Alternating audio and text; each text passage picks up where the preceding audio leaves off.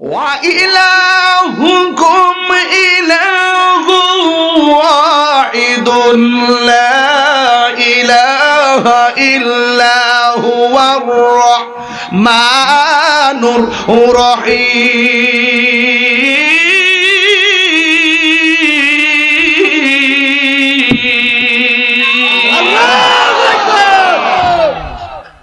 আল্লাহ রাব্বুল আলামিন বলে, আমি আল্লাহ হইলাম একজন, আমি আল্লাহ ছাড়া কোন ইলাহ নাই।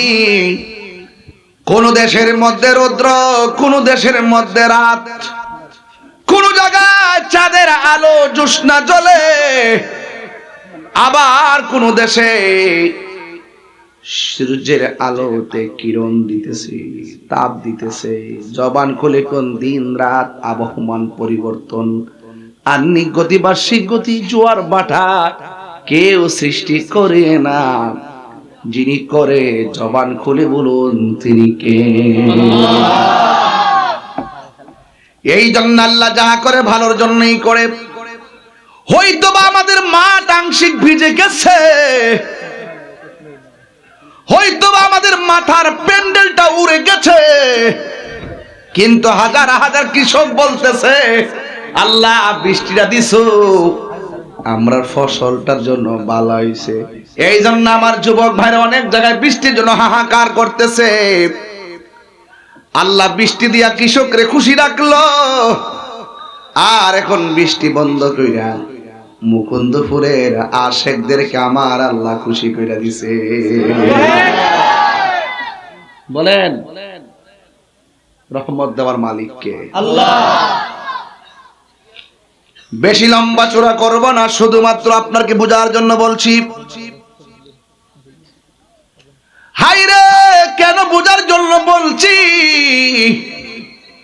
আমার আল্লাহ কয়, বান্দারে আমি তোরে নিজের হাত দিয়া বানাইছি।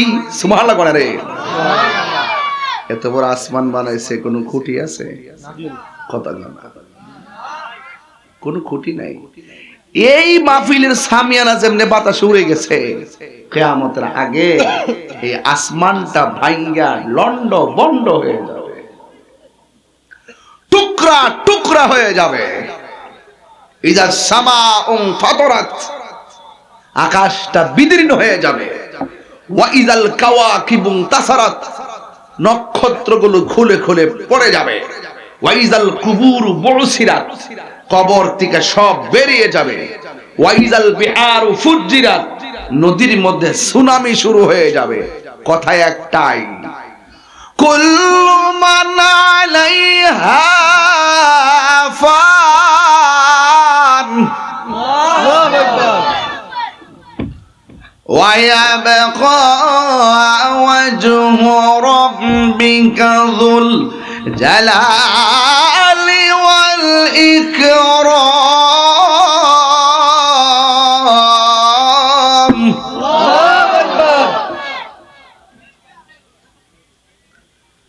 সব ধ্বংস হয়ে যাবে। ইজা জুলজিলাতিল আরদু জিলজালাহা, এই জমিনটা কম্পন শুরু হয়ে যাবে। ওয়া আখরাজাতিল আরদু আসকালাহা, জমিনের ভিতরে অনেক ধরনের খনি আছে। কয়লার খনি, কয়লার খনি, গ্যাসের খনি। আমার আল্লাহ বলেন, সব খনি ভিতর দিকে বেরিয়ে যাবে। মানুষ বলবে, ওয়াকালাল ইনসানু মালাহা, কি হইল? আসমানটা কাঁপতেছে কেন? জমিনটা নাচতেছে কেন? নদীর পানি গুলা লাফাইতেছে কেন? আওয়াজ উঠে গেলে তোরা জানোস না রে, এই দুনিয়া বানাইছে যে ভাঙ্গার মালিক সে। জবান খুলি বলুন তিনি কে? সেই রবের শুকরিয়া আদায় করা লাগবে। ওই রবের কুদরতি কদমে সেজদা মারতে হবে। বলুন ইজ্জতের মালিক কে? আল্লাহ। আরো বড় করে আল্লাহ। অনেক মহিলারা প্রেগন্যান্সি থাকবে, অনেক মহিলাদের পেটের মধ্যে বাচ্চা থাকবে, বাচ্চাগুলো কম্পনের কারণে ডেলিভারি হয়ে যাবে। এখন বলবেন হুজুর মায়ের ডেলিভারিটা কেমন? আজকে যদি মানুষের ঘরে হয়ে থাকেন, মারে জিগাইবেন আম্মা ডেলিভারি কি জিনিস? মা কইব পুত্রে আর কইস না, ডেলিভারি এমন জিনিস মনে হয় যেন প্রতি মিনিটে মিনিটে মরে গেছি। যা ডেলিভারি সে জানে কত কষ্ট। আল্লাহ কই ওয়া কদা রাব্বুকা আল্লাহ তা'বুদু ইল্লা ইয়াহু ওয়া বিল ওয়ালিদাইনি ইহসানা। আল্লাহ বলে ও পৃথিবীর মানুষ, আমি তোমাদের উপরে ইবাদত করাকে আবশ্যক করে দিয়েছি, তোমরা আমি আল্লাহ ছাড়া কারো ইবাদত করবা না, আমি আল্লাহ ছাড়া কাউকে সেজদা করবা না। সুন্নিরা কিন্তু মাজারে গিয়ে সেজদা করে না, সুন্নিরা মাজারে যায় জিয়ারত করে। কি করে?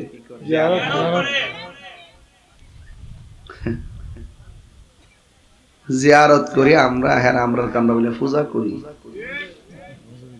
কিছু লোক কেমন আসেনি, গায়ে ফিরে ট্যাগ লাগাই দে, আমরা করি জিয়ারত, এরা আমরা পূজা করি। পূজা কি মাজারও না মন্দিরও? মন্দির। তো মন্দিরে পূজা না লাগাই দিছে মাজারের ভিতরে। জিয়ারত রে তারা পূজার সঙ্গে তুলনা করে, হেরার ইমান কি আছে না গেছে? কই গেছে? গোড়ায় মন্দিরে গেছে। আমি এবার নির্বাচন করছি, একদিনও গেছি না মন্দিরে।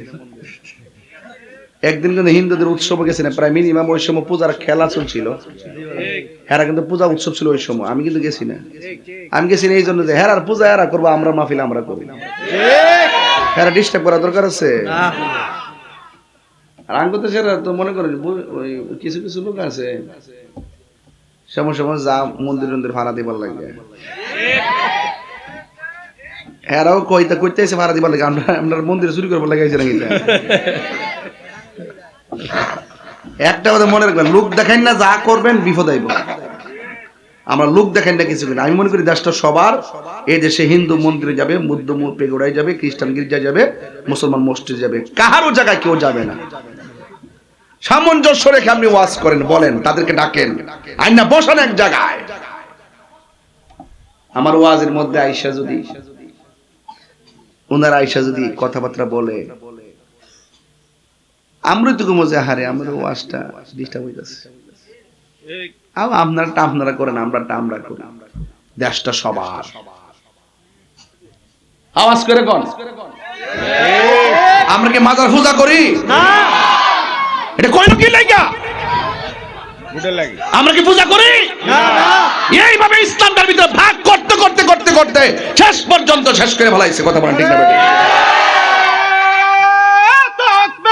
আল্লাহু আকবার, নারে রিসালাত, ইয়া রাসূলুল্লাহ, ওলি আল্লাহ শত্রুরা, হুশিয়ার সাবধান, হুশিয়ার সাবধান, ওলি আল্লাহ শত্রুরা, আল কোরআনের শত্রুরা, হুশিয়ার সাবধান, নারে তাকবীর, আল্লাহু আকবার।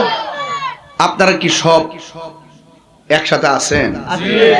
আমি যেটা কই এটাকে আপনি বিশ্বাস করেন না? আপনারা সত্যি করে কোন জিয়ারত করে কি হারাম না সুন্নাত? সুন্নাত।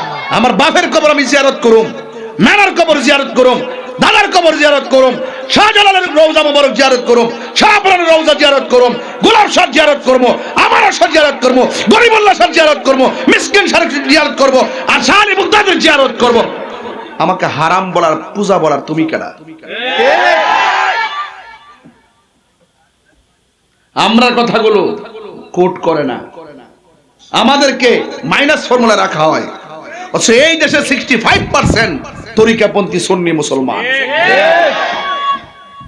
আমরার ভোট নিয়ে এমপি মন্ত্রী হয়, আমরার কথা কেউ কয় না। দুয়ালো কারার যারা মাজার বাঙ্গার কথা কয়, বুঝবাইন? আমরা গ্যালারিতে আছি,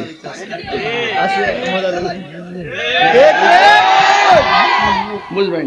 গ্যালারিতে আছি, গ্যালারিতে। এবার বহুত রাজনীতি বুঝ জ্বালাইছি আমরা।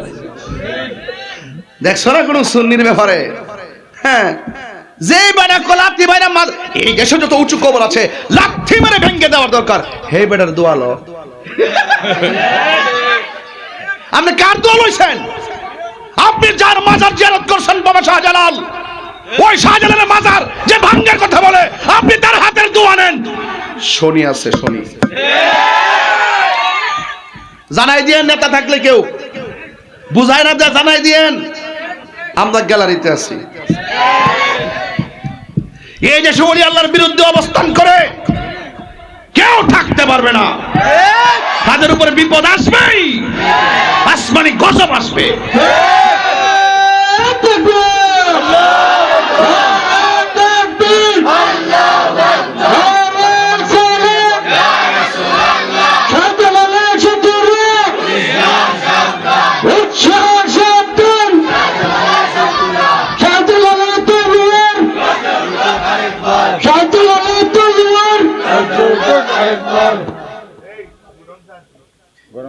আমার কথায় কি কেউ রাজনৈতিক গন্ধ খুঁজতেছেন? না না, আপনারা চিন্তা করবেন না, আমার জবাব আমি দেব। আই ডোন্ট কেয়ার, আমার জবাব আমি দেব। আমি সম্মান দিতে জানি। যে মানুষকে সম্মান দিতে জানে না তার ভিতরে মনুষ্যত্ববোধ কিছুই নাই। সঠিক? ঠিক। যারা বুঝেন ইশারায় বুঝে গেছেন কি বলতে চাইছি আমি। টেনশন করে নিন, আমি আসি, মরছি না আমি ইনশাআল্লাহ। আমার মৌলভীবাজারে বেড়াই ওই কুড়ারের মানুষ ডাক দিলে ভাবা যাবে ইনশাআল্লাহ। আল্লাহ কবুল করুক, আমিন কর। আমি বলছি ওয়াকাদা রাব্বুকা আল্লা তা'বুদু ইল্লা ইয়্যাহ, আল্লাহ ছাড়া কারো ইবাদত করা যাবে না, এটা আমাদের কনসেপ্ট। কাউকে সাজদা করা যাবে না, আমাদের কনসেপ্ট। কারোর কাছে মাথা নত করা যাবে না, আমাদের কনসেপ্ট। জিয়ারত করা যাবে, সাজদা করা যাবে না, এটা আমাদের কনসেপ্ট। তুমি গায়ে পড়ে আমরার পূজার সঙ্গে তুলনা কইরা ওলি ওলি আল্লাহর বিরুদ্ধে অবস্থান নিবা, আর আমি তোমাকে ছেড়ে দিব?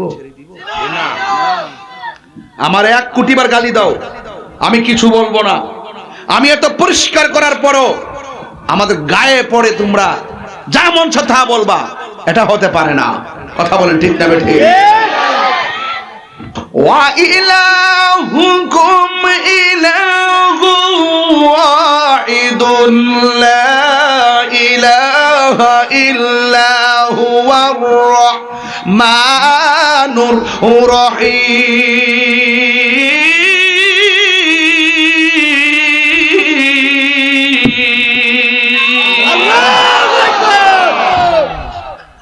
আল্লাহ রাব্বুল আলামিন বলে আমি আল্লাহ হইলাম একজন, আমি আল্লাহ ছাড়া কোনো ইলাহ নাই। এরপরে আমার আল্লাহ কই ওয়াবিল ওয়ালিদাইনি ইহসানা, মা বাবার সঙ্গে ভালো ব্যবহার করো। ইবাদতের পরে আল্লাহ কয় মা বাবার সঙ্গে ভালো ব্যবহার করো। দেখবেন আমি যখন মার ওয়াজ করি মানুষ কান্দে, আর যারা মাজারে জিয়ারতকে পূজার সঙ্গে তুলনা করে হেরার মুখ দিয়া জীবন মা বাবার ওয়াজ শোনা যায় না। হেরা মা বাড়ি যে কই ইডি জানি না। আমার বাড়ি কো বনবেরা, বাড়ি কো বনবেরা, সারা দেশের মানুষ জানে। আর জিডি হিডি আছে না ডাব্লিউডি, মানে হেরা যে বাড়ি কই হেরাও জানে না, আমরাও জানি না। সব আত্মগোপন, পরিচয় গোপন গোপন রাখে, কেউ চিনে না বালা কইরা, উল্টা পাল্টা চলে, পরিচয় দেয় না। আমরা 14 গোষ্ঠী পরিচয় দিয়া চলি। কথা কি সঠিক? আজকে দেখছেন না গ্রামবাসী লইয়া বিলের মধ্যে গিয়ে ইফতার করতাম, বুঝেননি আপনি? গিয়া কি কইছি, দেখ যুবক ভাইরা মাদক সেবন করা যাবে না। ওয়াজ লন্ডন আগে নিজের বাড়িতে ওয়াজ করতে হয়, এরপরে দূরে যেতে হয়। কু আনফুসাকুম ওয়া আহলিকুম নারা, আগে নিজে বাঁচো, তারপরে তোমার আহলকে জাহান্নামের আগুন থেকে পরিত্রাণের রাস্তা দেখিয়ে দিয়ে জান্নাতের দিকে পাঠিয়ে দাও। সুবহানাল্লাহ। আপনারা আবার ওয়াজ শুনবেন, মা বাপের মনে কষ্ট দিবেন, এই ওয়াজ শোনার কোনো দাম আছে ভাই? আল্লাহর হাবিব সাল্লাল্লাহু তাআলা আলাইহি ওয়াসাল্লাম একদিন গোরস্থানের মধ্যে গেলেন, যাওয়ার পরে আমার নবী ঘুরতেছেন। আপনারা জবান খুলে বলুন, আমার নবী কবরবাসীর অবস্থা জানার ক্ষমতা আছে না না? ওয়ামা ইয়াস্তাবিল আহইয়া ওয়ালাল আমওয়াত।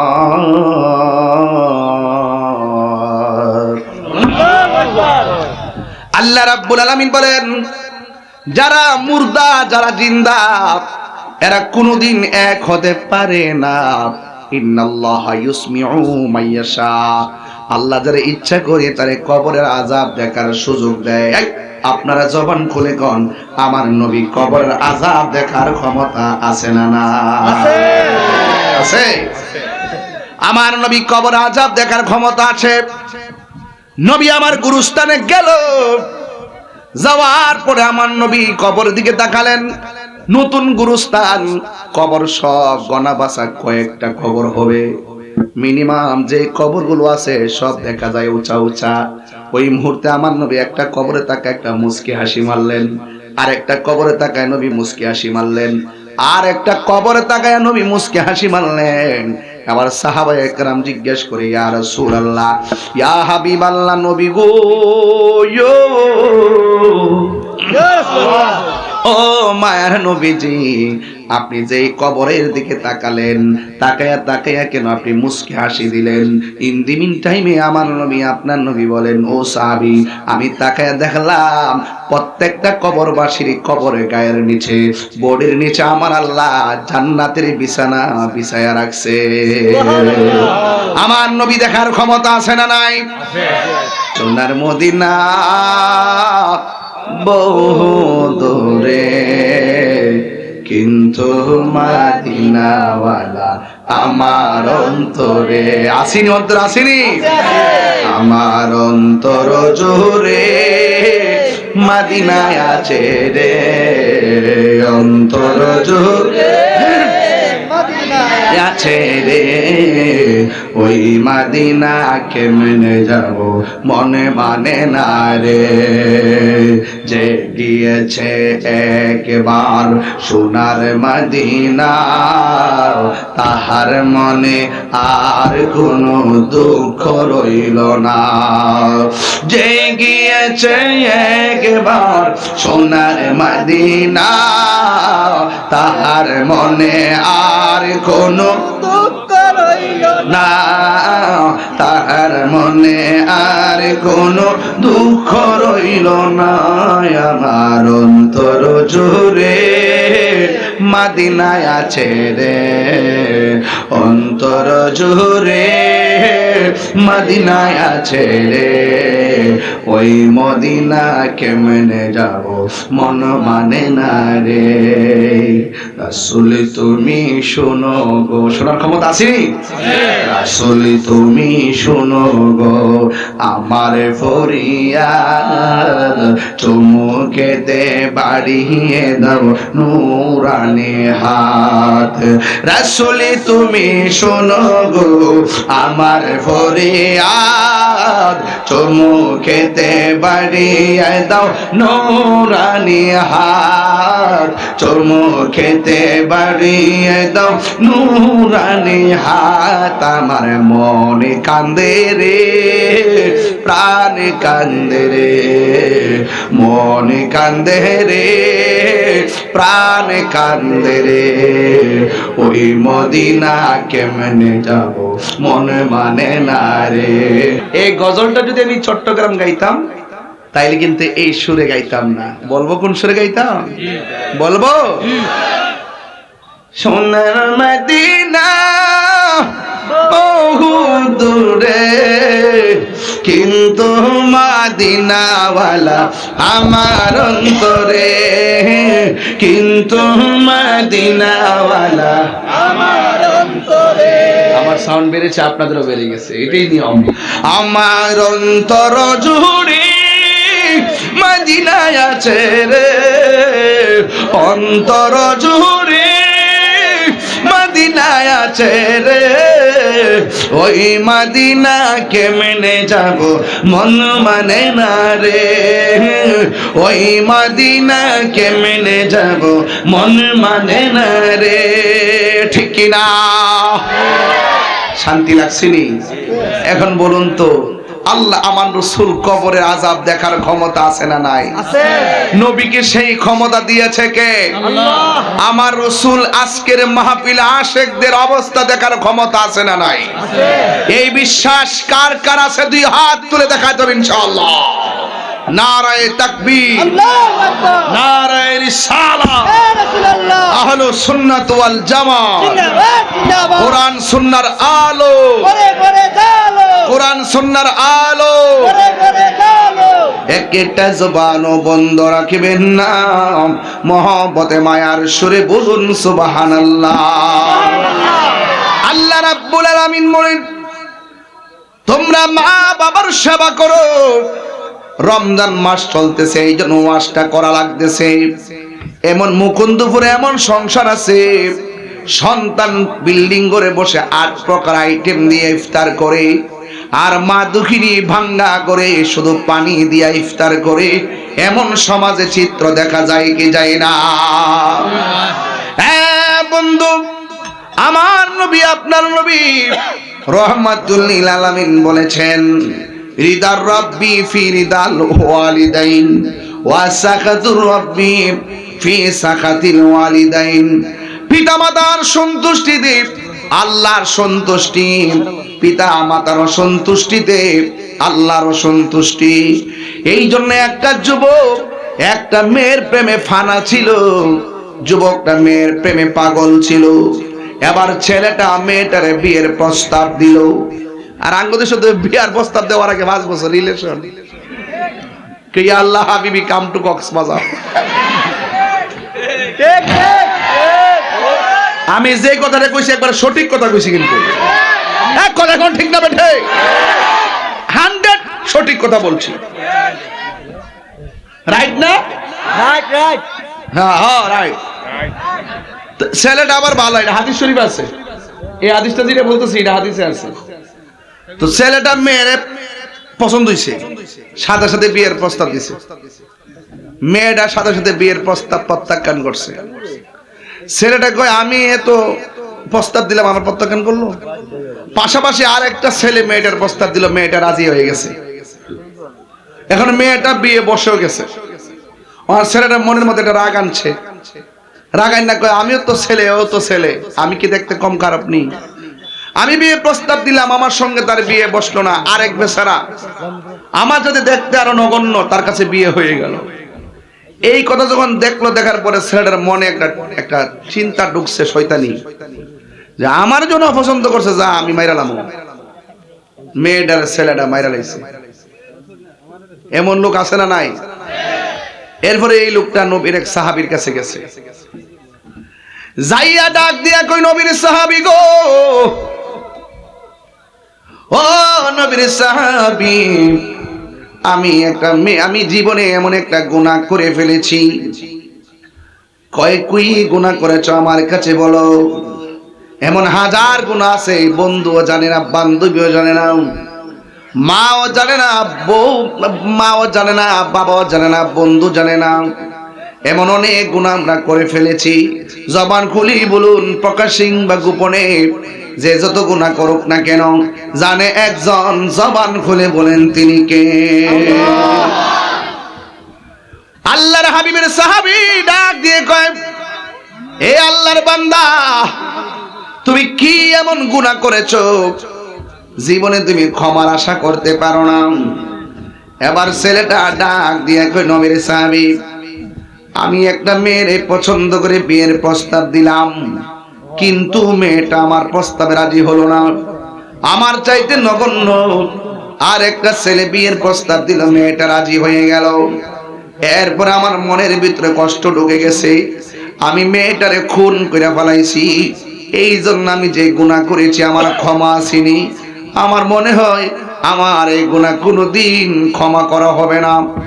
ওই সাহাবী ডাক দিয়ে কয়, এই আল্লাহর বান্দা, তুমি এত বড় গুনাহ করেছো, তবে আমি তোমার কাছে জানতে চাই, তোমার আম্মা দুনিয়াতে জীবিত আসেনি, সুবহানাল্লাহ না, তোমার আম্মা দুনিয়াতে জীবিত আসেনি।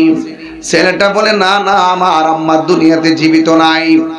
এই কথা বলার পর গো অন্য আরেকটা সাহাবী যখন শুনলেন এই লোকটা সাহাবীর কাছে আসছে গুনাহ মাফ চাওয়ার জন্য, বলছে এমন একটা গুনাহ করেছে, গুনার কোনো ক্ষমা নাই। অথচ সাহাবী তারে বলার দরকার ছিল 5 ওয়াক্ত নামাজ পড়বা, রোজা রাখবা, আল্লাহর কাছে তওবা করবা। এই কথা না বইলা কেন বলছে তোমার মা দুনিয়াতে জীবিত আসেনি? ছেলেটা ডাক দিয়ে কই না না, আমার আম্মা তো দুনিয়াতে জীবিত নাই। এই কথা বলার পরে নবীর সাহাবী আরেকজন যাইয়া জিজ্ঞাসা করে, এ নবীর সাহাবী, আপনি ছেলেটারে সবক দেওয়ার কথা কি ছিল? অথচ আপনার সামনে ছেলেটা এত বড় অন্যায়ের কথা স্বীকার করলো, আপনি তাকে তওবার কথা না বইলা তার মা দুনিয়াতে জীবিত আসেনি এই কথা কেন জিজ্ঞাসা করলেন? বন্ধুরা রে আমার, ও মুকুন্দপুরের বাবা, ও কুলাউড়ার বাবা, রবির বাজারের বাবা, ওই মুহূর্তে নবীর সাহাবী জিজ্ঞাসা করে তার মার কথা কেন জিজ্ঞাসা করলেন? ওই সাহাবী ডাক দিয়া কর, আমি নিজের কানে শুনেছি আল্লাহর হাবিব সাল্লাল্লাহু আলাইহি ওয়াসাল্লাম আমারে বলেছেন, পৃথিবীর মধ্যে কোন সন্তান যদি অন্যায় করে, কোনো অপরাধ করে, এই পৃথিবীতে একটা মানুষ আছে যেই মানুষটা নিঃস্বার্থে দোয়া করে সন্তানের জন্য। এই সন্তানটা যে অন্যায় করেছে তার মা যদি বেঁচে থাকতো আর তার মা যদি আল্লাহর কাছে কান্নাকাটি করে কইতো, আল্লাহ গো আমার সন্তান বুঝে নাই। গতবার সেহরির টাইমে মা রিংটোন শুননা শুননা সেহরির সময় সেহরি খাইছেন, মা একবার জায়গায় 3 বার ডাক দিছে, এরপর আপনারা সেহরি নিশ্চিত করেছে। এখন হয়তো রাত্র 12টা বেজে গেছে, কিন্তু এই 12টার টাইমে আপনার মা ঘুম থেকে উঠে গেছে। ঘুম থেকে উইটা আপনার মা রান্নায় বসে গেছে, রান্নায় বসে আপনার জন্য 2 ঘন্টা 2.5 ঘন্টা মন মতো রান্না কইরা সেহরিটা রেডি করেছে। আপনি কেমনে ভুলে গেলেন?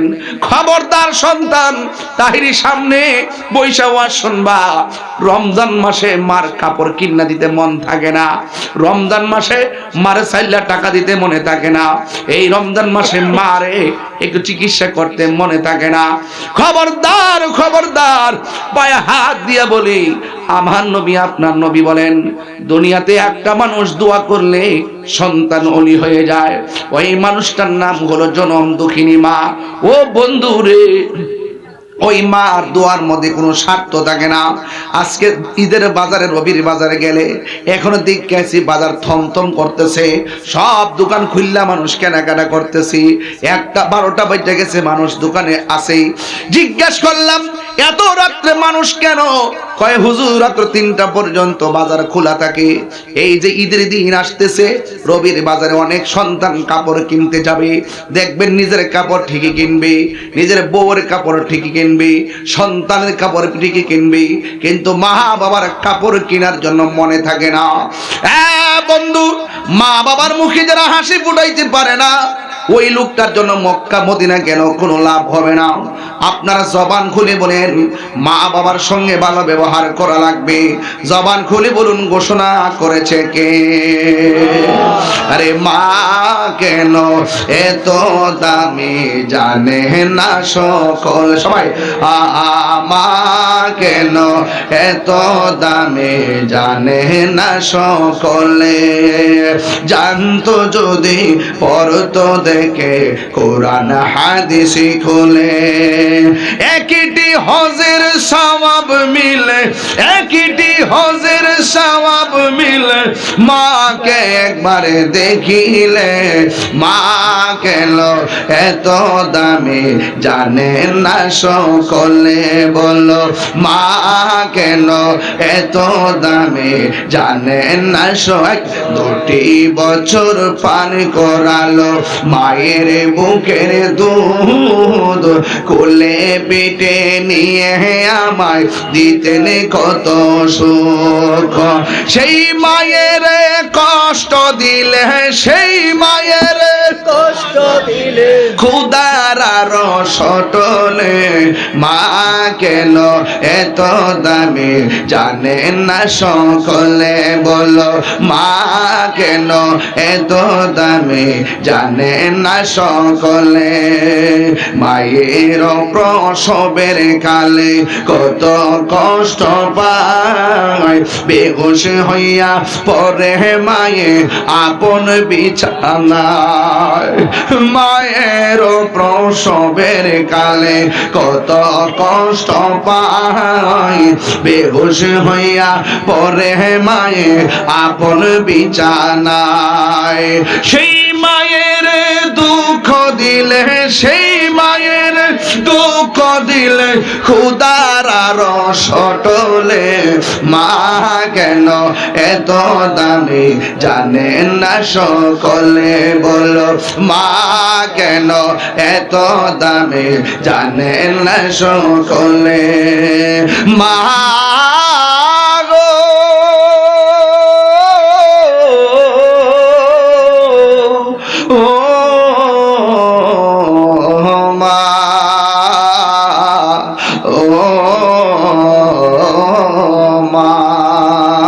জোরে জোরে কে আল্লাহু আকবার বলা যাবে না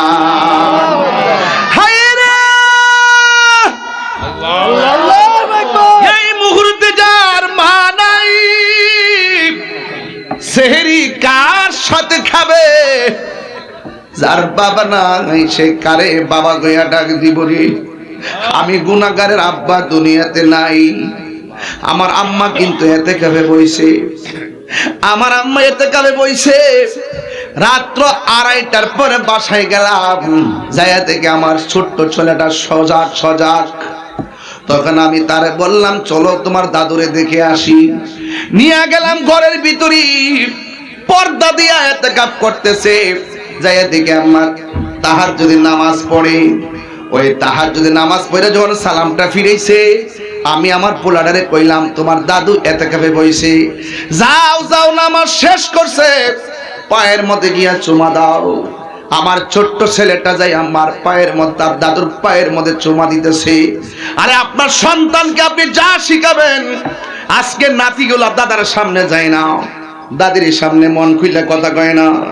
বাবা মা এই সন্তানগুলোকে দাদা দাদি থেকে আলাদা করে রাখে অথচ দাদা দাদির বুড়া বয়সে অন্য কোনো প্ল্যান নাই নাতিগুলার দেখে সে খেলাধুলা করে সময়টা কাটায় এটাই হলো আপনার আব্বা আম্মার শেষ বয়সের আনন্দ এই আনন্দ থেকে যারা মা বাবারে বিচ্ছিন্ন করবে আল্লাহর দরবারে মুখ দেখাইতে পারবে না আর শেষ বয়সে বাবা রুজি করতে পারে না সন্তানের দিকে হা করে তাকায় থাকে অথচ খেলায় বাপের 10টা টাকাও দেয় না মনে করে বাপে যখন পেয়াদে কি করবো 3 বেলা বাদিত খাইতেছে অথচ আপনি যদি মার কাছে 1000 টাকা দিতেন আপনার মেয়ের ঘরে নাই নাতি যখন আইতো তখন বাংতি টাকাগুলো নাতিদের হাতে দিলে মনে বড় শান্তি লাগে আসলে টাকা পয়সা বড় শান্তি নয় মনের শান্তি বড় শান্তি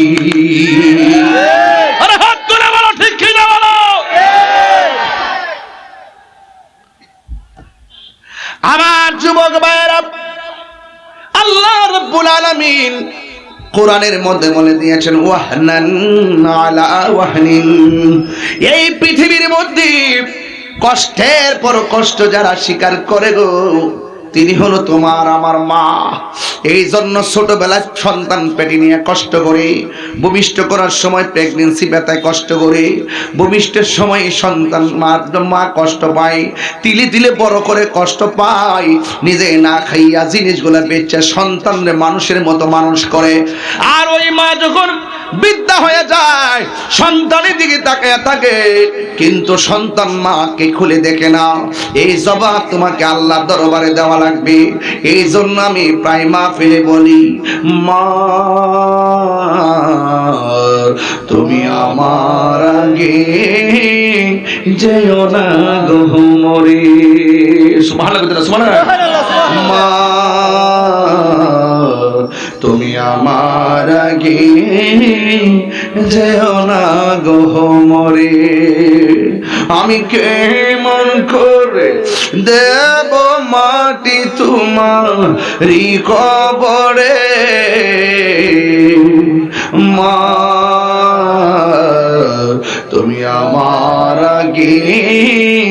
যেও না গো মরে। যখন রাত্রি নিঝুম নেই চোখে ঘুম, একলা শূন্য ঘরে তোমায় মনে পড়ে মাগো, তোমায় মনে পড়ে, তোমায় মনে পড়ে মাগো, তোমায় মনে পড়ে। খবরদার ও কুলাউড়ার বাবা, রবির বাজারের বাবা, মৌলভী বাজারের বাবা, মুকুন্দপুরের বাবা, চৌধুরী বাজারের বাবা, এখন বলবেন হুজুর এই ওয়াজটা কেন তুললাম? একমাত্র হেদায়েতের জন্য তুলছি। যে কোনো একটা ঘটনা বললে বাড়ি যাওয়ার আগে বলে যাবেন, আর আমি আপনাকে এমন ওয়াজের তাসির দিতেছি ঘরে গেলেই যেন মার চেহারা দিকে মায়া করে তাকাইতে পারেন। আল্লাহর হাবিব বলেন, কোন সন্তান যদি মা বাবার চেহারা দিকে মায়া করে তাকায়, আমার আল্লাহ তার আমল নামায় কবুল হজের সওয়াব দিয়া দেয়। আল্লাহু আকবার কোন কেন? খবরদার, লাইলাতুল কদর সামনে, লাইলাতুল কদর আসতেছে। রাতের বেলা যাইয়া জিয়ারত করবেন মা বাবার কবরে। রমজান মাসে সকাল সকাল ফজর পড়ে মার কবরে যায় বলবেন, আল্লাহ মা বাবা আমার ছোটবেলায় যেমনি মায়া করছে, মা বাবার তুমি এমন ভাবে কবরে মায়া করো। রব্বির হামহুমা কামা রব্বায়ানি সগীরা। সবাই আমার সাথে বলেন, রব্বির হামহুমা কামা রব্বায়ানি সগীরা। বাবা গো বাবা, বাবা গো এই মাহফিল কমিটি, এই মাহফিল কমিটি পোলাপান, আমি তাহিরিরে দাওয়াত করলে মা বাবার কদমে মুখ লাগায় যাইবা। কথা বলেন ঠিক না বেঠে? মা বাবার কদমে মুখ লাগায় যাইতে হবে, মা বাবাকে সম্মান করতে হবে। এই সম্মান আমরা চাই কি চাই না?